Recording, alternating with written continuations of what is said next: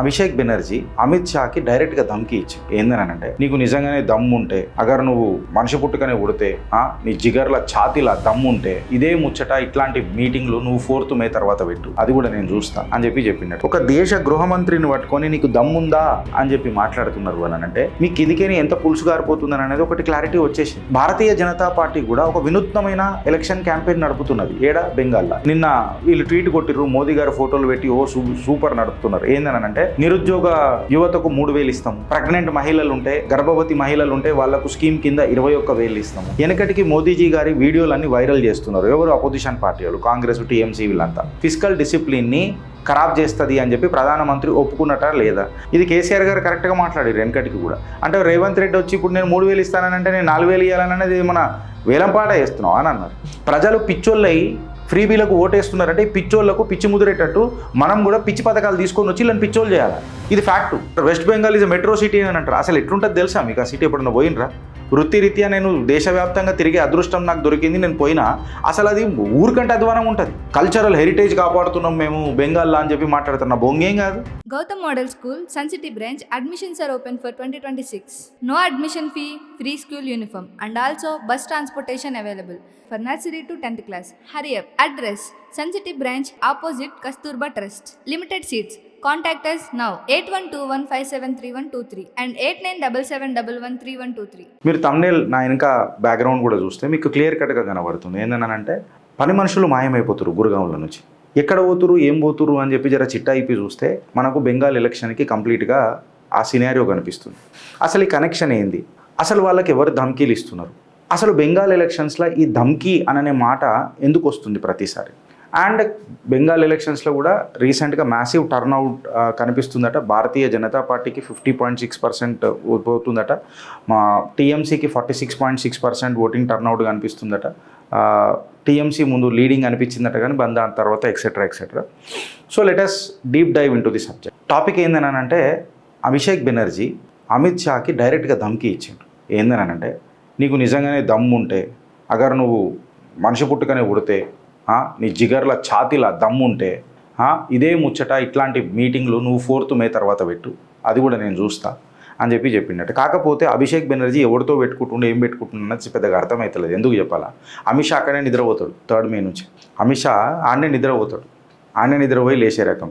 ఎందుకంటే అభిషేక్ బెనర్జీకి కొంచెం తెలుసుకోవాలా, డాట్స్ కనెక్ట్ చేసుకుంటూ రావాలా. ఎవరెవరైతే డైరెక్ట్గా కన్ఫరెంట్ చేసినరో మళ్ళీ అలా రాజకీయ భవిష్యత్ ఏడుదాకా అయిందని అనేది మీరు ఒకసారి అర్థం చేసుకోవాలి. అండ్ బరాల్ ఎవరైతే మనిషి ఇట్లాంటి డైరెక్ట్ ధమ్కీలు మాట్లాడతాడో లేదా దాడులు చేపిస్తాడో వాళ్ళకు రాజకీయ పునాదులు ఆర్ రాజకీయ బేస్మెంట్ అంటారు చూడు, అది షేక్ అవుతుంటుంది. షేక్ అవుతుంటేనే వాళ్ళకు సబ్జెక్ట్ ఉండగా వాళ్ళు ఇష్టం వచ్చినట్టు మాట్లాడే ప్రయత్నం చేస్తారు, ధమ్కీ ఇచ్చి భయపెట్టే ప్రయత్నం చేస్తారు. బికాజ్ బాధ్యత కోల్పోతున్నాడు కాబట్టి భయం అనే ఒక ఫ్యాక్టర్ తీసుకురానికి ప్రయత్నం చేస్తారు.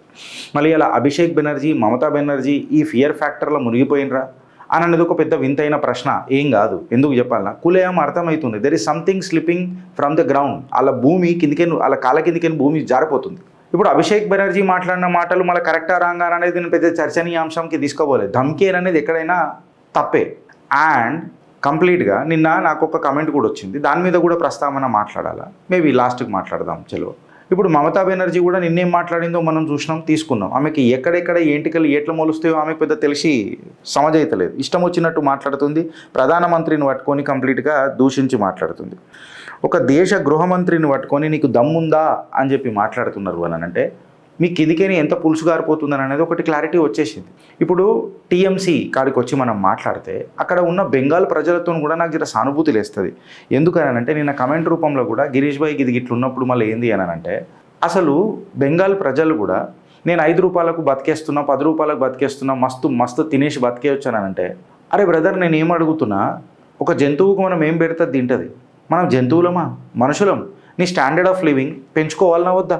ఇప్పుడు నాకు కొంతమంది కమెంట్ పెడతారు, గిరీష్ భాయ్ నువ్వు 500 రూపాయలు పెట్రోల్ పెడతానన్నా కొంటానన్నావు అని అంటే నేను నా సామర్థ్యాన్ని పెంచుకుంటున్నా బ్రదర్. ప్రతిసారి అగర్ పెట్రోల్ 500 అయింది అని అంటే నేను 5 లక్షలు సంపాదించడానికి ప్రయత్నం చేస్తా. అగర్ పెట్రోల్ 5 లక్షలు అయింది అని అంటే నేను 10 లక్షలు సంపాదించడానికి ప్రయత్నం చేస్తా, ₹1 కోటి సంపాదించడానికి ప్రయత్నం చేస్తా. నా సామర్థ్యాన్ని పెంచుకోవాలి, పెరుగుతున్న దీనికి ఎట్లా అనేది నేను చూసుకోవాలా, నా స్కిల్ సెట్ని నేను పెంచుకోవాలా. అంటే ₹10 నీకు భోజనం వచ్చేస్తుంది, బతికేస్తున్నావు అని అంటే చాలు అని అంటే నీకు ఆ జంతువుకి తేడా ఏమున్నది ఈ అర్బన్ సొసైటీలా?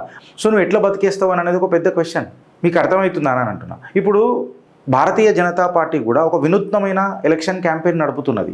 బెంగాల్లో ఏందని అంటే నిన్న వీళ్ళు ట్వీట్ కొట్టిర్రు, మోదీ గారు ఫోటోలు పెట్టి సూపర్ నడుపుతున్నారు. ఏందని అంటే నిరుద్యోగ యువతకు 3,000 ఇస్తాము, ప్రెగ్నెంట్ మహిళలు ఉంటే, గర్భవతి మహిళలు ఉంటే వాళ్లకు స్కీమ్ కింద 21,000 ఇస్తాము. వెనకటికి మోదీజీ గారి వీడియోలన్నీ వైరల్ చేస్తున్నారు ఎవరు? అపోజిషన్ పార్టీ వాళ్ళు, కాంగ్రెస్, టీఎంసీ వీళ్ళంతా. మోదీ గారు ఏమన్నారు యువతను ఉద్దేశించి దేశవ్యాప్తంగా, బాస్ మీరు అగర్ కూడా ట్యాక్స్ పేర్ల పైసానికి ఇట్లా పంచుకుంటూ పోతే దాన్ని రేవడి అని అంటారు అని చెప్పి ఒక వర్డ్ యూజ్ చేసి ఆయన ప్రధానమంత్రి మాట్లాడిండు. అంటే ఇది ఖచ్చితంగా దేశహితంలా ఫిస్కల్ డిసిప్లిన్ని ఖరాబ్ చేస్తుంది అని చెప్పి ప్రధానమంత్రి ఒప్పుకున్నట లేదా? మళ్ళీ ఇలా భారతీయ జనతా పార్టీ మళ్ళీ ఈ రేవడిని ఎందుకు యాక్సెప్ట్ చేసింది? గర్భవతి మహిళలకు 21,000 ఎందుకు ఇస్తానంటుంది? నిరుద్యోగ వృత్తి కింద 3,000 ఎందుకు ఇస్తానంటుంది? ఎలియానికి మలియానికి 3,000 ఎందుకు ఇస్తానంటుంది? మళ్ళీ భారతీయ జనతా పార్టీ తప్పు చేస్తుంది కదా అని అంటే ఈవెన్చువలీ మీది ఈ ప్యాటర్న్ చూస్తే తమిళనాడులో మొదలైంది. ప్రెషర్ కుక్కర్ల కాడికని, వీళ్ళు ల్యాప్టాప్ల కాడికని, సైకిళ్ళ కాడికని అడిగింది అన్ని చూడు మొదలెట్టిండ్రు. అది ఆమ్ ఆద్మీ పార్టీ ఆడికి వచ్చేసరికి నేను కరెంటు బిల్లు ఫ్రీ చేస్తా, నీళ్లు ఫ్రీ చేస్తా ఆడికి మొదలెట్టింది. కాంగ్రెస్ కూడా 6 గ్యారెంటీల పేర్ల మీద ఫ్రీగా తిరుగు, బస్సు తిరుగు, అరే తిరగడం దేనికి రాబోయే అని చెప్పి కూడా పెద్దగా పట్టించుకోలే. ఇప్పుడు ఇది ఏమైపోయిందనంటే అందరు చేయబడితే నేను చేయకపోతే మళ్ళీ ప్రజలకు ఎట్లా అంటే, ఫర్ ఎగ్జాంపుల్ ఇప్పుడు ఒకడు వచ్చిండు, ఇది కేసీఆర్ గారు కరెక్ట్గా మాట్లాడారు వెనకటికి కూడా. అంటే రేవంత్ రెడ్డి వచ్చి ఇప్పుడు నేను 3,000 ఇస్తానంటే నేను 4,000 ఇవ్వాలనేది మన వేలంపాట వేస్తున్నావు అని అన్నారు. ఇలా భారతీయ జనతా పార్టీ కూడా మళ్ళీ ఈ రేవడిని యాక్సెప్ట్ చేసింది. అయితే నేనేమంటానంటే ఇప్పుడు నన్ను బత్తాయి అని అంటారు మళ్ళీ.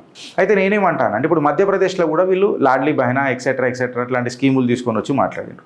బట్ మీరు క్లారిటీగా అబ్జర్వ్ చేసి చూస్తే ఈ స్కీములు కూడా కూడా ఇంప్లిమెంట్ కాలే భారతీయ జనతా పార్టీ పాలిత రాష్ట్రాలలో. మేబీ ప్రజలకు మళ్ళీ చూరనిస్తున్నారు కదా గిరీష్ అంటే ఖచ్చితంగా చూరని ఇవ్వాలి. ప్రజలు పిచ్చోళ్ళై ఫ్రీబీలకు ఓటేస్తున్నారంటే ఈ పిచ్చోళ్లకు పిచ్చి ముదిరేటట్టు మనం కూడా పిచ్చి పథకాలు తీసుకొని వచ్చి వీళ్ళని పిచ్చోళ్ళు చేయాలి. ఇది ఫ్యాక్టు. ప్రజలు పెద్ద మేధావులు అని అనుకుంటామేమో, ఫ్రీ బీస్కి ఓటేస్తోడు ఆనంత పాల్గాడు లేడు నా దృష్టిలో. స్కిల్ పెంచుకోకుండా పుణ్యానికి వచ్చిన పుంటికూర తిని మంచిగా కమ్మగా పుల్లగా ఉంటానన్నాడు భూమి మీద బరువు నా దృష్టిలో అనేది ఫ్యాక్టు. ఇప్పుడు భారతీయ జనతా పార్టీ ఇయ్యలేదు అని అంటే వాడు మళ్ళీ పోయి టీఎంసీకి వేస్తాడు. గట్ల తయారయ్యారు దేశంలో హిందువులంతా. ఉన్న కాడికి ఉగాది రాబాయి లేనాడు ఏమున్నది మనం చూసుకుందాము, ఎవడొచ్చి మనకేం చేస్తాడు, వాడు పైసలు అయితే ఇప్పుడు ఇస్తున్నాడు కదా అనే తత్వంలో భారతీయ జనతా పార్టీ అట్లీస్ట్ ఇచ్చారు. అయితే ఇప్పుడు ఇక్కడ 2 ముచ్చట్లు వస్తాయి.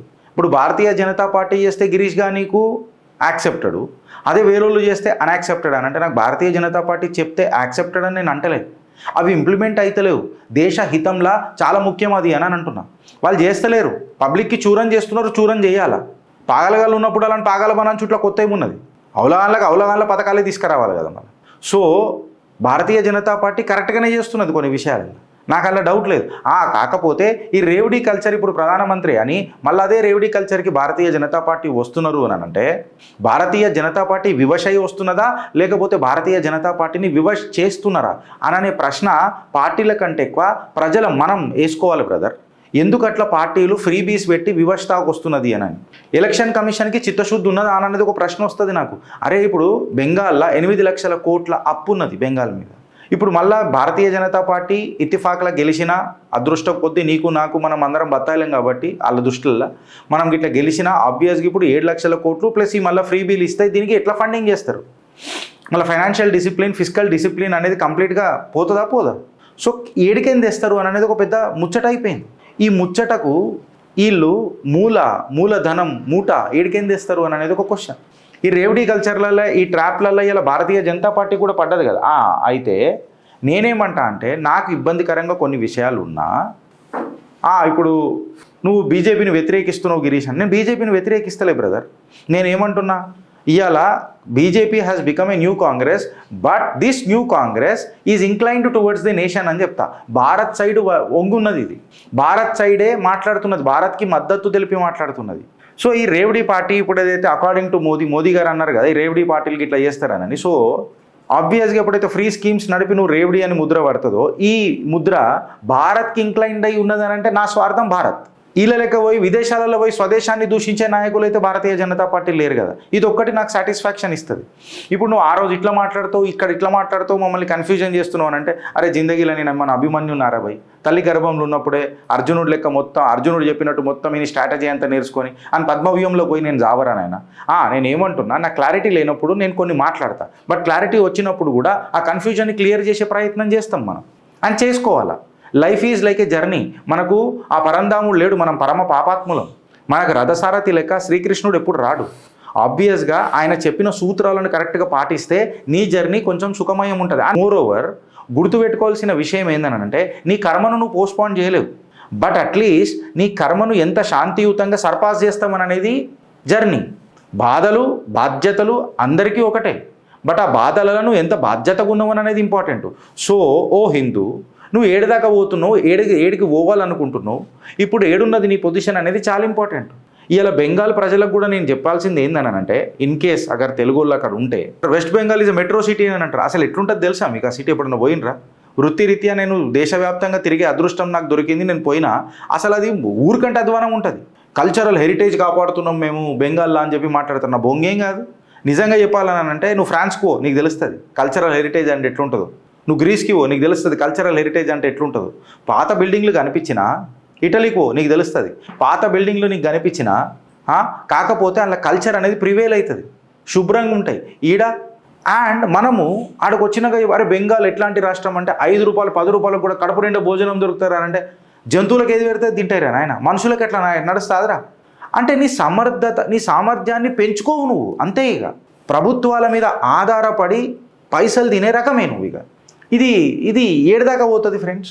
అండ్ ధమ్కీ, మమతా బెనర్జీ ఒక ధమ్కీ ఇచ్చుడు, అభిషేక్ బెనర్జీ ఒక ధమ్కీ ఇచ్చుడు. నాకు తెలిసి ఇప్పుడు నువ్వు 4 మేకి నువ్వు చూడరాబోయానంటే, అమిత్ షా కూడా గట్టిగానే చెప్పిండు ఒక విలేకరితో మాట్లాడుతూ. ఏమన్నానంటే, మళ్ళీ 4 మేకి ఇట్లా ఉన్నది అని అంటే, 4 మేకాతో రిజల్ట్ ఆనేకా హీ సంభావన హై.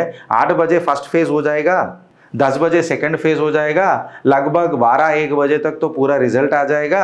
रिजल्ट आते ही भारतीय जनता पार्टी का जश्न बनेगा. और मैं ये दावा से कह रहा हूँ बंगाल वासियों, जिसने बंगाल को लूटा है उसका हिसाब चुकाना पड़ेगा. और ये सारे के सारे यहाँ से भागना शुरू करेंगे. హిందీలో చెప్పిన వాళ్ళకి అర్థం కావాలని. ఇప్పుడు తెలుగులో చెప్తున్నా ఫ్రెండ్స్. ఆయన ఏమని అన్నాడు, 8 గంటలకు ఎలక్షన్ క్యాంపెయిన్ రిజల్ట్ వచ్చుడు మొదలవుతుంది.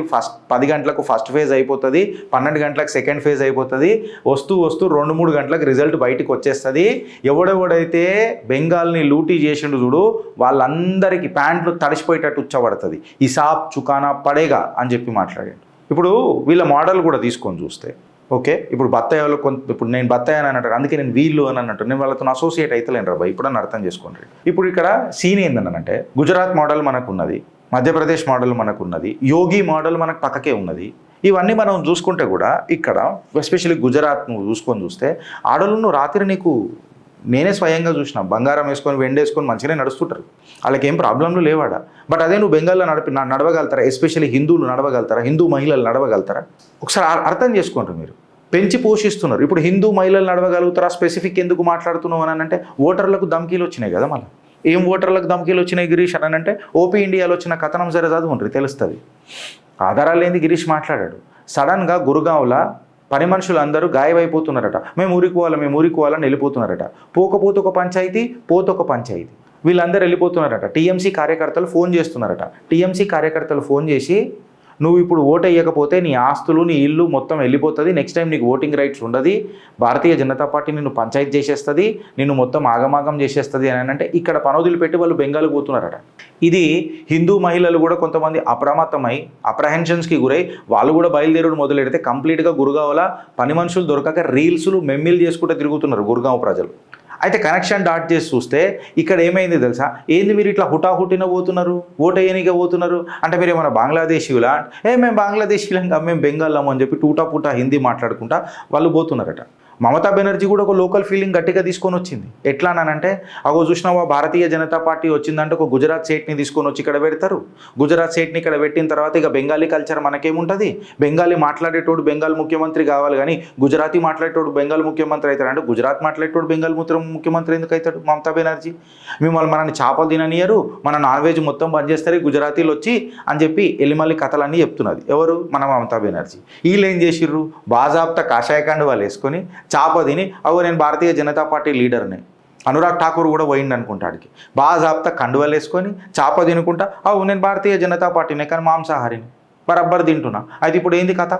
మమతా బెనర్జీ ఎన్ని పేక్ అంటే కింద ఉన్న భూమి కదులుడు మొదలెడుతుంది చూడు, ఇగో ఇట్లాంటి మాటలు వచ్చుడు మొదలవుతాయి. దీన్ని మనం ఇంకేం మాట్లాడతాం? ఎప్పుడైతే ఫియర్ ఎంటర్ అవుతుంది చూడు, డెమోక్రసీ సచ్చుడు మొదలవుతుంది. మళ్ళీ ఇది మైగ్రేషన్ అనాలన్నా, ఈ వలసని గురుగావ్ నుంచి సడన్గా బెంగాల్ పోవడం మొబిలైజేషన్ అనాలన్నా, ధమ్కీ మొబిలైజేషన్ అనాలన్నా. ఎందుకంటే డేటా ఎప్పుడు అబద్ధం ఆడదు ఫ్రెండ్స్. నువ్వు ప్రెషర్గా ఫోన్ చేసి ప్రెషర్ కాల్ చేసి అలాని ఓటు చేయమంటున్నావు అని అంటే ఇదెక్కడి ఓటింగ్ కల్చర్ అని చెప్పి చెప్తున్నా. అంటే ఓటింగ్ అనేది మళ్ళా స్వచ్ఛందంగా ఉండాలనా లేకపోతే ఫోర్స్ చేస్తుండాలనా? ఎప్పుడైతే నీ భయం అనేది ఒక క్యాంపెయిన్ టూల్ అయిపోతుందో, ఇది ప్రభుత్వాల యొక్క నిజంగా చెప్పాలనంటే పదవి దుర్వినియోగం అవుతుందా కాదా అనేది ఒకసారి మీరు ఆలోచించరు. ఓటు బ్యాంక్ అని చెప్పి మనం విన్నాం కానీ ఇవాళ టీఎంసీ యావత్ దేశానికి ఒక ఫియర్ బ్యాంక్ చూపించింది ఫ్రెండ్స్. భయం ఎల్లప్పుడు ఉండదు. హిందూ పోలరైజేషన్ అగర్ పీక్కి పోయింది అని అంటే రాసి పెట్టుకోండి, 4th, 5th, 3rd ఉన్నది అనుకుంటా రిజల్ట్, 4th అనుకుంటా మేకి. డంకేపే చోట్ కాషాయ జెండా బెంగాల్లో రెపరెపలాడుతుంది. ఆ అదృష్టం కూడా మనకు దక్కుతుంది. తెలంగాణలో మాత్రం కార్యకర్తలకు భారతీయ జనతా పార్టీ అదృష్టం మాత్రం దక్కదు. ఎందుకు చెప్పాలన్నా, సిస్టమ్ వీక్ ఉన్నా సిస్టమ్ని స్ట్రాంగ్ చేసి ప్రజల మనోభావాలను గెలుచుకోనికే నంబర్ 1, నంబర్ 2 గట్టిగానే చేస్తున్నారు. బట్ ఆ నంబర్ 1, నంబర్ 2 ఈడ తెలంగాణ నాయకులను ఎందుకు అర్థం చేసుకుంటలేరు అని ఆ పొలిటికల్ అగ్రెషన్ ఎందుకైతే లేదు అని చెప్పి నాకు అర్థమైతలేదు. అమిత్ షా మాట్లాడుతుంటే అగో వచ్చేసింది భారతీయ జనతా పార్టీ బెంగాల్లా అనే సంకేతం కనిపిస్తున్నది. టీఎంసీ యొక్క డెస్పరేషన్ కనబడుతున్నది, తృణమూల్ కాంగ్రెస్ది భయం కనబడుతున్నది. బట్ తెలంగాణ నా ఈడ భయం కనబడతలే, నా భక్తి కనబడతలే.